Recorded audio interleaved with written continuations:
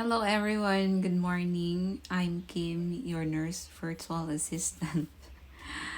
Okay, so a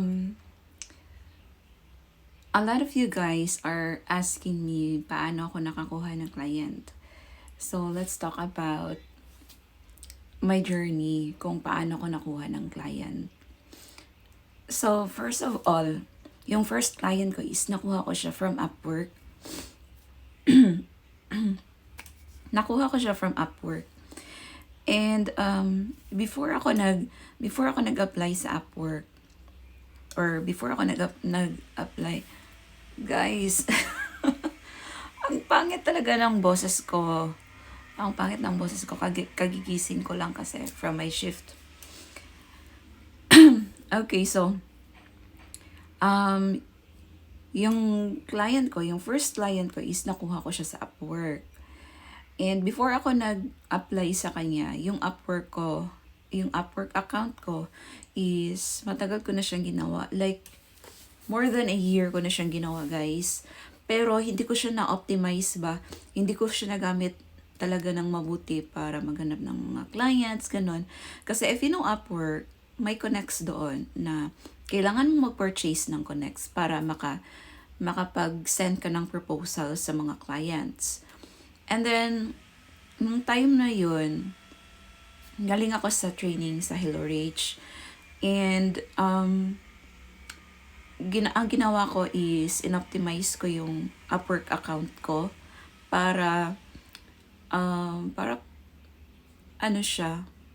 catchy siya sa client, para pleasant siya tingnan. So, ang ginawa ko, inoptimize ko yung Upwork ko. I-check nyo na lang, guys, i-research nyo na lang kung paano i-optimize yung Upwork account.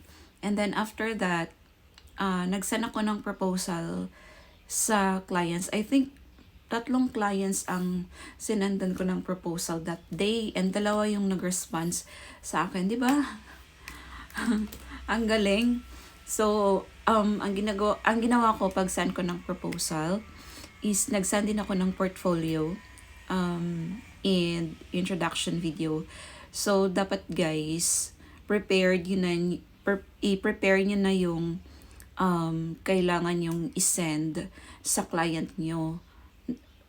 Pag kayo ng proposal, pag magsisend kayo ng proposal, dapat naka-prepare na yung isisend nyo. Like, yung portfolio or yung resume, and yung if gusto nyo din mag-send ng video. Ako kasi nagsisend ako ng introduction video ko.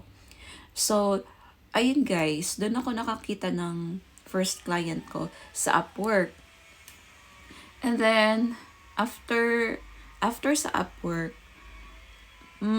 nagre-research din ako ng mga client ko sa social media. Sa social media, guys, may mga nakukuha akong client sa social media. And, pwede din kayong humanap ng clients sa LinkedIn. Meron akong LinkedIn pero hindi ko siya totally na-optimize. Hindi ko totally siya ginagamit for searching clients. Pero madaming nakakahanap ng clients sa LinkedIn. And sa Indeed naman, ang problem ko lang sa Indeed is mostly ang mga nagpo-post sa Indeed is agency. If gusto yung mag-apply sa direct client, I suggest sa LinkedIn kayo humanap. So, ayun lang guys. And dapat before kayo mag-send ng proposals doon sa client, doon sa Upwork, prepare nyo na yung self nyo, yung mga kailangan yung isend para isahan na lang siya. Kasi guys, yung community sa Upwork, very competitive doon, guys. Ang daming nagsisend ng proposal doon.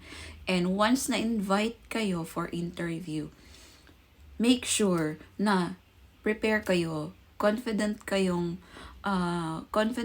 sa sarili nyo.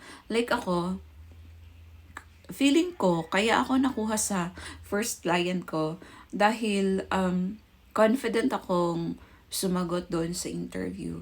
Sinabi ko na kaya kong gawin ang ganito, ganyan, kahit kahit wala akong guys, kahit wala akong experience that time.